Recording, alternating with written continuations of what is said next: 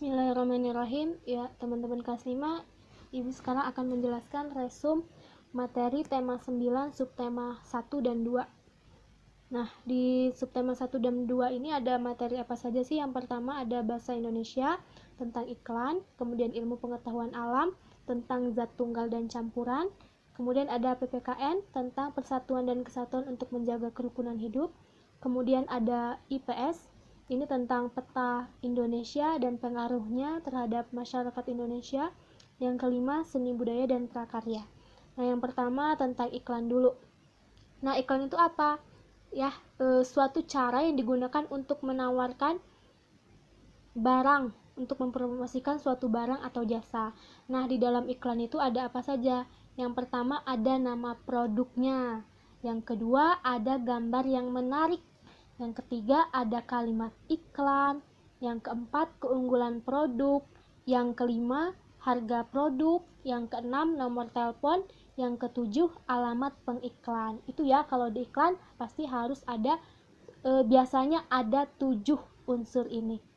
Nah, ini kita lihat contoh iklan yang sudah dibuat teman kalian, Alifah. Nih, di sini ada apa aja yang di sini? Ini lengkap ya iklannya, unsurnya. Yang pertama di sini ada nama produk nih. Nama produknya apa? Hand sanitizer. Kemudian gambar yang menarik nih, dibuat di sini banyak-banyak gambar. Ada gambar sabun, gambar cuci tangan, dan gambar anak yang cuci tangan juga. Ya, gambar yang menarik. Kemudian ada apa lagi? Keunggulan produk nih, di sini dijelaskan dijamin insyaallah 100% halal dan lain-lain. Kemudian ada kalimat iklan nih, biasanya kalimat iklan seperti ini, kini hadir untuk Anda. Nah, kalimat iklan itu biasanya dibuat untuk menarik orang yang membacanya atau yang melihatnya. Yang kelima ada harga produk nih, disebutin harganya 30.000, berarti 30.000 harga produknya. Kemudian ada alamat pengiklan nih, alamat pengiklanan Jalan Manglayan dan seterusnya.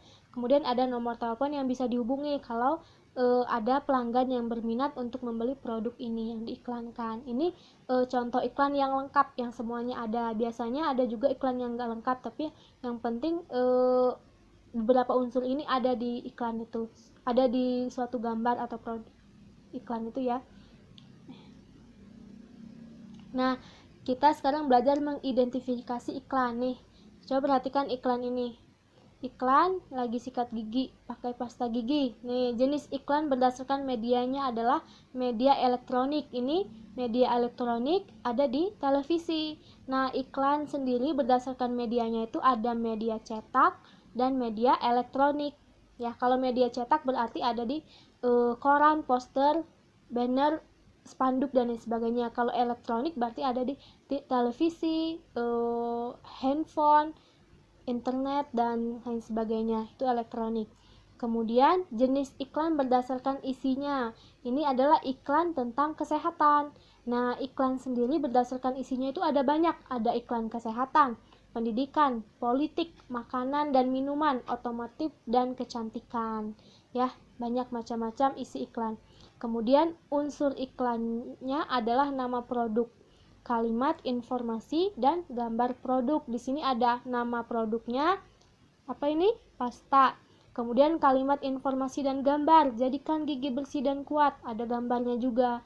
Ini unsur iklannya. Tadi kan sebelumnya disebutkan bahwa ada 7 unsur iklan, tapi di sini dia hanya menggunakan 3 unsur iklan. Nama produk, kalimat informasi dan gambar. Kemudian isi iklannya adalah menawarkan kepada masyarakat produk pasta gigi dan kegunaannya itu. Nah, ciri-ciri bahasa iklan sendiri itu pilihan katanya yang menarik, tepat, logis, dan sopan. Oke. Nah, sekarang kita masuk ke pelajaran IPA tentang zat tunggal. Apa sih zat tunggal itu? Ya, zat tunggal merupakan zat yang terdiri atas materi sejenis, cuma satu jenis, tidak ada campur-campurannya. Itu namanya zat tunggal. Contohnya apa? Nah, air. Ya, air satu-satunya, tidak ada materi lagi ya penyusunnya. Kemudian ada garam. Kemudian ada emas 24 karat, ada gula juga. Nah, kemudian yang kedua adalah campuran. Campuran adalah zat yang terdiri atas berbagai jenis atau zat tunggal. Jadi, beberapa jenis zat tunggal gitu, dicampurkan. Campuran itu dapat dibedakan menjadi dua jenis. Nah, yang pertama ada campuran homogen. Dikatakan campuran homogen apabila zat penyusunnya tercampur sempurna. Pada campuran homogen, zat penyusunnya tidak dapat dibedakan. Ketika dicampurkan, dua zat tunggal atau lebih itu dicampurkan dalam suatu wadah atau suatu barang, menjadi suatu barang gitu maksudnya. Zat penyusunnya tidak dapat dibedakan lagi. Kemudian yang kedua campuran heterogen. Kalau campuran heterogen kebalikan dari homogen. Jadi zat penyusunnya tidak tercampur sempurna, masih bisa dibedakan. Coba kita lihat contohnya campuran ya. Yang pertama air garam. Air dan garam disatukan itu namanya campuran. Nah, campuran apa? Campuran homogen.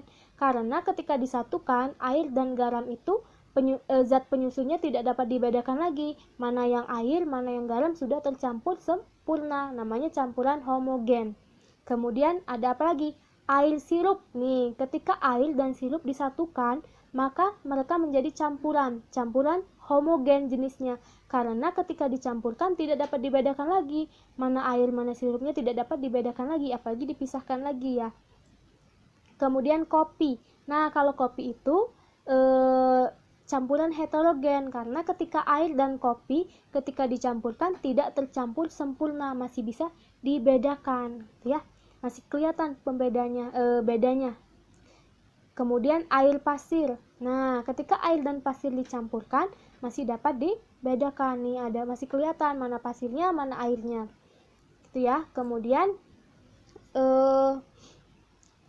nih, sesuatu yang ada di sekitar kita itu adalah materi. Setiap objek atau segala sesuatu yang menempati ruang dan mempunyai massa. Materi itu ada tadi ya, zat tunggal dan zat campuran. Zat tunggal sendiri itu ada dua, yang namanya unsur, ada juga yang namanya senyawa. Kalau unsur itu kayak oksigen, nitrogen, karbon. Sedangkan senyawa itu seperti garam, air, dan gula. Nih, kalau unsur zat kimia yang tidak dapat dibagi lagi menjadi zat yang lebih sederhana. Kalau senyawa itu zat tunggal yang terbentuk dari beberapa unsur. Contohnya adalah garam, air, dan gula yang ini ya. Kemudian zat campuran. Tadi ada homogen, ada heterogen. Homogen berarti yang sudah tercampur sempurna, sirup, oralit, udara. Dan heterogen yang tidak tercampur sempurna, air dan kopi, air dan tanah atau pasir, air dan minyak, itu tidak tercampur sempurna, heterogen. Kemudian lanjut ke EPS, persatuan dan kesatuan untuk membangun kerukunan hidup. Nah, Bhinneka Tunggal Ika merupakan semboyan bangsa kita. Artinya apa? Berbeda-beda tetapi tetap satu jua. Walaupun kita berbeda-beda, memiliki beraneka ragam budaya, namun kita tetap satu, yaitu bangsa Indonesia. Nah, contoh hidup rukun dalam persatuan dan kesatuan. Yang pertama, bisa kerja bakti meratakan jalan yang berlubang. Kemudian bekerja sama membentulkan lampu jalan yang mati. Kemudian kerja bakti membersihkan rumput di lapangan kompleks. Nah, ini kalau yang ada di dalam masyarakat, di dalam keluarga juga kita bisa menciptakan kerukunan dan persatuan dengan mengerjakan tugas rumah atau pekerjaan di rumah secara bersama-sama gitu. Nih, ini peta wilayah Indonesia ya. Oke. Nah, sekarang kita akan belajar letak geografis Indonesia. Letak geografis itu apa? Letak geografis adalah letak di mana suatu daerah itu dilihat dari kenyataannya di bumi dan menentukan pula letak posisi antar daerah yang satu dengan daerah yang lainnya. Kalau Indonesia ini adalah Indonesia. Nih, kita lihat bentuk kenyataannya atau letak geografisnya. Indonesia itu berada di mana? Berada di antara benua Australia, dan benua Asia, serta di antara Samudra Hindia dan Samudra Pasifik. Nah, itu adalah letak geografis Indonesia. Akibat letak geografis Indonesia nih, mempunyai Empat, mendapat angin laut yang membawa banyak hujan. Hal ini pula yang menyebabkan Indonesia memiliki iklim tropis. Indonesia memiliki 2 musim juga. Hal ini yang dipengaruhi oleh angin musim yang berembus tiap 6 bulan sekali. Itu pengaruhnya. Kemudian letak astronomis. Apa itu letak astronomis? Adalah letak suatu tempat berdasarkan garis lintang dan garis bujur. Ini garis lintangnya dan ini adalah garis bujur. Apa itu garis lintang? Garis lintang adalah garis khayal pada peta atau globe yang sejajar dengan garis khatulistiwa. Nih, ini sejajar dengan garis khatulistiwa. Nih, kemudian apa itu garis bujur? Adalah garis khayal pada peta atau globe yang menghubungkan kutub utara dan kutub selatan bumi. Nih, yang di sini adalah garis bujur. Kemudian Indonesia itu berdasarkan letak astronomisnya berada di mana? Indonesia terletak di antara ini Indonesia nih. Ini dari sini ke sini kan ini Indonesia sampai yang ini 6 derajat lintang utara sampai 11 derajat lintang selatan dan 95 derajat bujur timur sampai 141 derajat bujur timur ini. Ini adalah Indonesia berada dalam sini. Letak astronomisnya berdasarkan di petanya ya. Kemudian kenampakan alam atau bentang alam. Nih, kenampakan alam atau bentang alam itu berbagai bentuk muka bumi yang terjadi secara alamiah. Nih, kenampakan alam itu terbagi dari 2 bagian pokok, yaitu perairan dan daratan. Kalau daratan itu berupa gunung, pegunungan, dataran tinggi, dataran rendah, pantai, tanjung, dan delta. Kalau kenampakan wilayah perairan itu seperti laut, selat, teluk, sungai, rawa, dan danau itu perairan.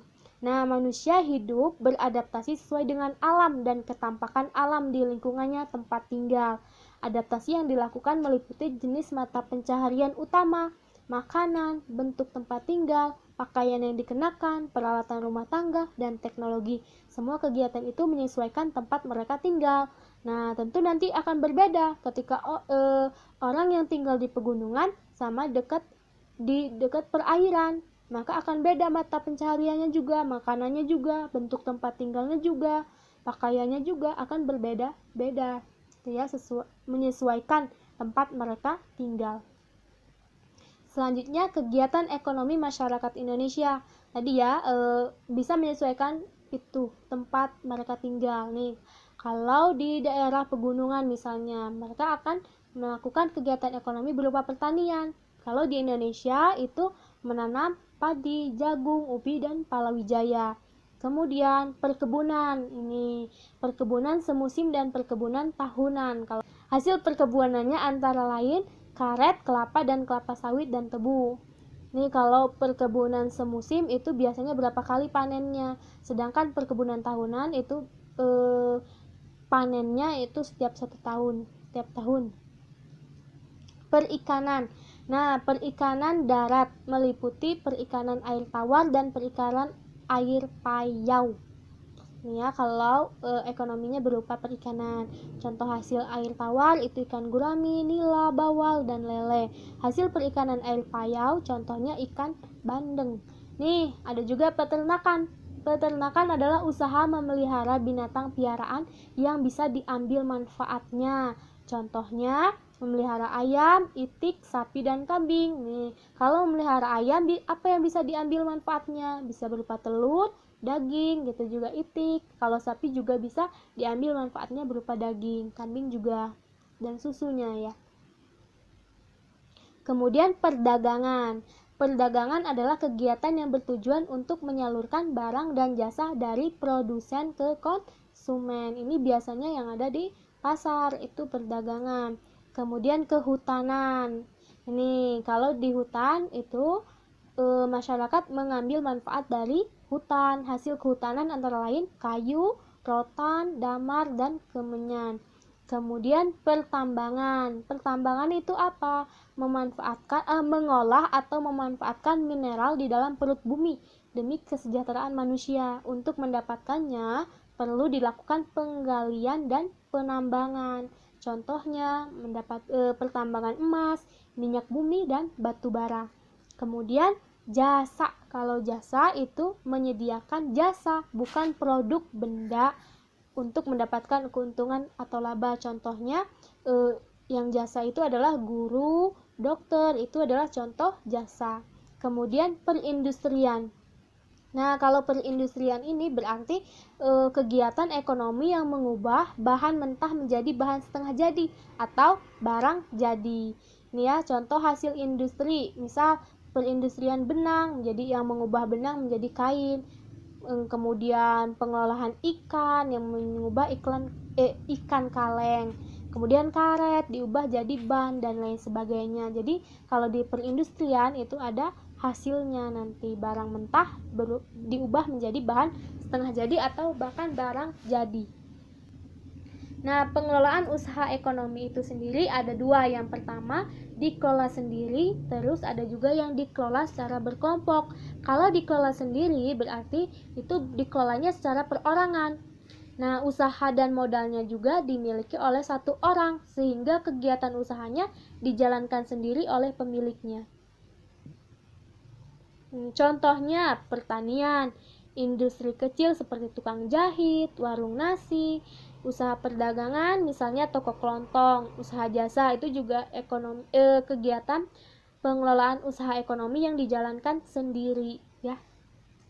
Kemudian kalau dikelola secara kelompok itu adanya persekutuan yang dimiliki oleh dua orang atau lebih yang bekerja sama. Jadi tidak sendirian, tapi ada dua orang atau lebih yang bekerja sama untuk mencapai satu tujuan. Contohnya seperti firma, CV, PT, BUMN, perusahaan daerah, dan koperasi. Itu dikelolanya tidak sendirian, tapi bekerja sama antara dua orang atau lebih. Nah, sekarang kita masuk seni budaya dan prakarya. Mengenal tangga nada. Nah, tangga nada itu sendiri adalah urutan nada yang disusun secara berjenjang. Misalnya 1, 2, 3, 4, 5, 6, do, re, mi, fa, sol, la. Jenis tangga nada. Tangga nada dibagi menjadi dua, yaitu tangga nada diatonis. Kalau diatonis itu memiliki 7 nada, dan tangga nada pentatonis ada 5 nada. Nah, jenis-jenis tangga nada diatonis. Kalau diatonis tadi 7 nada ya. Itu ada nada mayor dan nada minor. Nada mayor bersifat menyenangkan dan gembira, sedangkan nada minor yang bersifat lambat dan sedih. Contoh lagu yang mayor yang menyenangkan dan gembira, contoh yang lagu Air yang ada di buku tematik. Kemudian lagu Gugur Bunga itu minor karena bersifat sedih. Kalau jenis-jenis tangga nada pentatonis, ini yang pentatonis itu yang 5 nada, yaitu ada pelok dan slendro.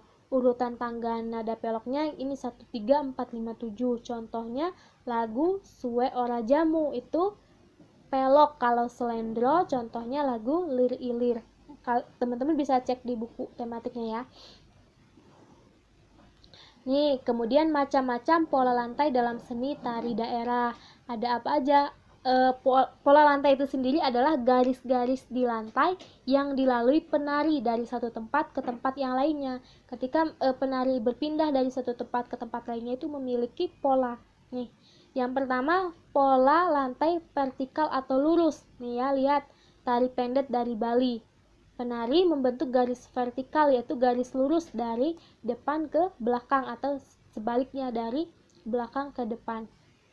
Kemudian kalau pola lantainya diagonal, nah diagonal garisnya menyudut nih, seret dari ini ya, diagonal bentuk garis menyudut dari kanan ke kiri atau kiri ke kanan. Contohnya tari saman dari Aceh. Kemudian ada pola lantai garis melengkung, nih melengkung garis ini. Pola lantai garis melengkung, penari membentuk garis lingkaran, pola lantai lengkung ular, dan pola lantai angka 8. Contohnya tari Sekapur Sirih dari Bengkulu. Oke, Cukup sekian materinya, silakan teman-teman bisa diperdalam lagi di buku tematiknya. Wassalamualaikum warahmatullahi wabarakatuh.